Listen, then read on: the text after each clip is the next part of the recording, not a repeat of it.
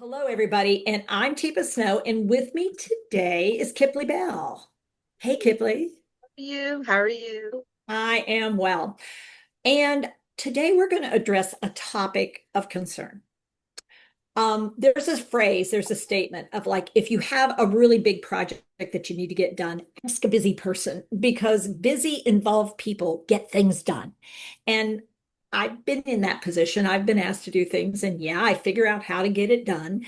And then somebody else has it, yeah, and I figure because it's valuable. And so that ability to say, wait, I need a pause. I need to take care of myself is super hard to get ourselves to do sometimes, particularly as we look around us and we're seen as really skilled at what we do. And so people need us. And that desire to feel that we're making a difference, and we are, gets to a place where we can have what we sort of refer to as burnout or care exhaustion, care fatigue.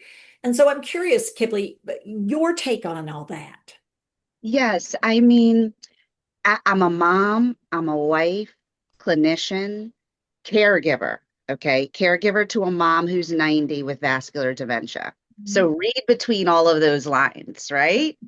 And it comes to a point, and an entrepreneur, a business owner. Yeah. So coming to a point where you say pause is necessary.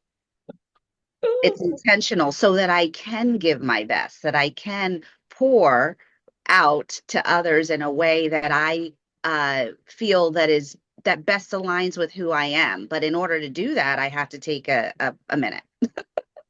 Well, and I think this, and it's not something you just throw in at the last minute. I think getting intentional and getting purposeful in respecting those pauses and that rhythmic nature of a pause. And if we're in a space where we're feeling so like, oh my God, I got 15, wait a minute, what else is on my agenda? Okay, I'm going to put it right here.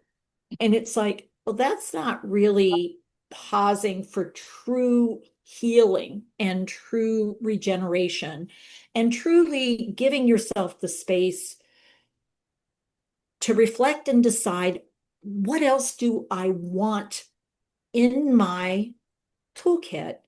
So the next time I come out here to provide this support, this care, I'm richer.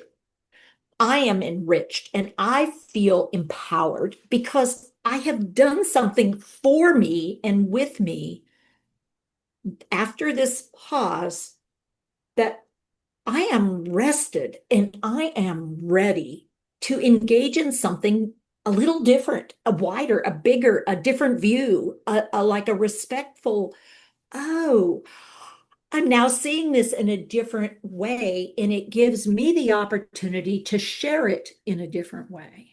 Absolutely. And it to your point about healing, it's an opportunity to prioritize your yes. To prioritize your yes, to not be always the yes, to understand that boundaries are necessary and which yes is most important. For what purpose? I mean, so for me, like for as an example, I usually work in the healthcare scene a lot, and in families, and in communities, and in the art of working with people who have aging systems, aging brains, changing brains, aging families, aging situations, physical, cognitive, social. How do we do that well? And yet, I would also say, usually I'm not over in the financial stream. And yet, recently I was working with financial advisors who go, I have no experience really with how to do this thing when I'm starting to notice, wow, some really great clients are starting to show me things that I'm not sure what to do about.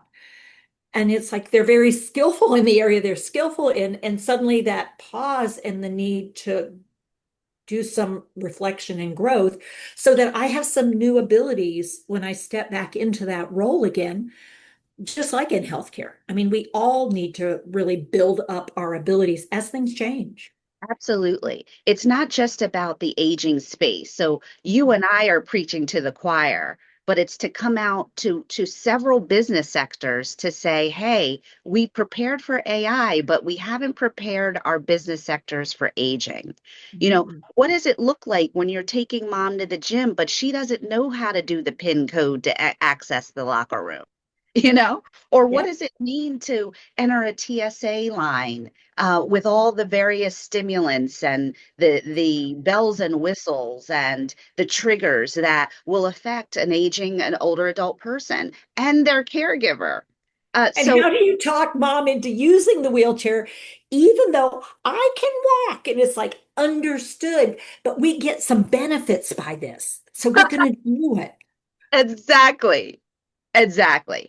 So it's really having a larger and broader conversation to both the clinician caregiver, hi, to say, you know, I know you're personally and professionally caregiver, being a caregiver, and that faucet doesn't stop. So let's help you pause.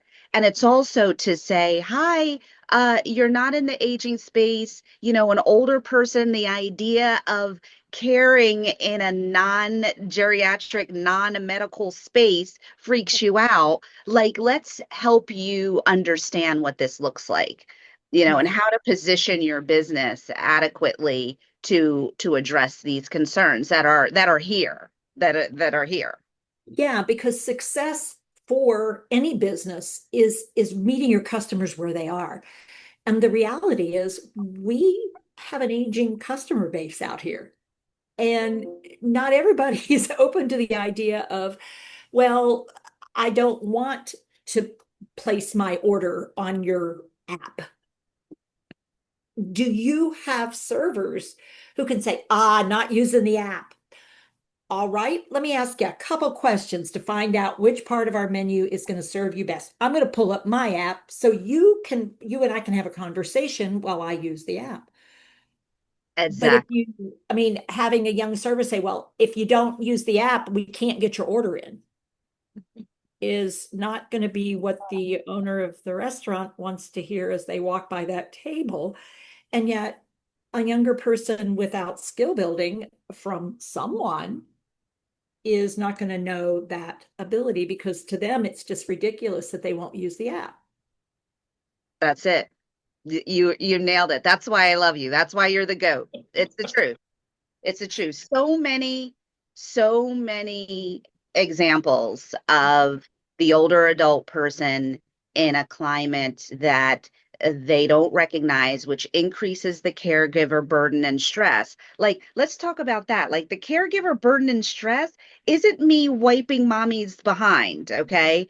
The caregiver burden and stress is I want to enjoy my meal with mom. Like, can we order off the menu and not deal with the app? Or, can you give her a band that recognizes her personal identifier so she could access the locker room at the gym or the hotel room? Or, is your airport attendant trained in this model to Yeah. understand that we need a little more patience, we need a little bit more time before See my boarding? sunflower lanyard? This means something. It means there's a hidden disability here. And so acknowledging and recognizing we need more in before we can offer something out. Absolutely. And so you have put together a remarkable way in which to pause. And what's really wonderful about it, quite honestly, is there's some, at this moment in time, some low cost possibilities to come and participate. And that's really what we're wanting people to realize is we're actually offering in this space a real pause point to go and do some of this. So tell us a little bit about the program you have put together, Kiplee, because it Absolutely. is for these people we're talking about here. Yes. So my retreat is called Heal, Pause, Fill. We're going to fill our cups because we would have taken the intentional time to rest, and then pour. We will come back rejuvenated and able to pour in our respective spaces. Heal, fill, pour. An opportunity to just intentionally rest and to recognize that intention to be off duty on purpose, to come, I'm going to join yourself and myself, our breathwork specialist, um, our goat in the physical therapy realm, to talk about various ways to approach the older adult person in various sectors, but also to take the time to just be still. I've created so many curated opportunities for spa wellness, breath work, floating meditation in the sea of Hawaii, in Kauai. It's just going to be an amazing experience. We're going to have a lot of fun and a lot of rest. 18 credits CME for clinicians who are licensees. That licensees and licensed prescribers will have 2 tracks, opportunities for CME that they can do on their own time, either during or after the retreat. And of course, we'll be under your tutelage to hear from you, Teepa. Dr. Mike Chua, Dr. Mike will, educate us in the physical therapy realm and how he became a healthpreneur for those who have the desire to do more with their gifting in these medical spaces. And then the non-medical business person that wants to come in the room, rest, and hear how to orchestrate their business and their offerings. We've alluded to this, right, Teepa? We The have travel and hospitality, the restaurant spaces, the the wealth financial spaces, spaces, the wealth financial spaces. Yes. spaces. Yeah. Finances is key. We have so many ways to protect ourselves from fraud, but yet and protect the older adult person from financial abuse, but we don't have systems in place to really empower the caregiver or the ombudsman of that older person to ensure their estate is well. And as you spoke to, financial directors, business sectors don't know how to do this well. And so this is an opportunity to bring us all together, also to hear from each other. And I'm in this unique position, as a physician, as a personal and professional caregiver, to walk side by side with colleagues who are doing the same thing. Just the other day, I overheard a colleague, a neurologist, who was rushing to get through her clinic day so she could get her father to chemo. Imagine the pressure, the mindset shift as, again, a professional caregiver and then a personal caregiver in this hat. And so it's just a remarkable opportunity. I've built a retreat that I would enjoy myself and plan to enjoy myself, to dip the toes in the sea, to float, to do breath work, to have some intentional workshops and just have some fun. And of course, good food. Yeah. So why do this? Because if you don't take care of yourself, there's absolutely no way in the world you can be optimal in caring for so many and in so many ways. And the best way to do that is to take a break and Absolutely. actually respect yourself and say, I need some healing time. It's been a long, long year. It's been a long decade. It's been a long month. It's been a long whatever, and realizing, wow, I actually do deserve this, because if I don't do this, I will not be able to keep doing at the level I want to be able to keep doing. So, Absolutely. And yeah. I've taken a page out of your book, one of your lectures you gave years ago that I heard, and you spoke to an audience member and you said, hey, you have to say to your loved one, mom, dad, like, I'm not okay either. Yeah. Like, I'm not okay with this either. So, how do we do that? And that transcends even to the clinical space, to say to your colleague, you know what, babe, I know this room 10 is giving you a hard time today. How about I pick that Yeah. room assignment up and give you a break? That breaking, that intentional rest, that awareness of rest is paramount. And that's essentially the root cause of why I built Heal Feel Poor. Because this is hard. This Yes, is very hard. And yet we can do hard things with resilience. And absolutely. resilience means you pull the rubber band but then you need to relax it. And Yes. then you need to put it down for a few minutes and give yourself a break.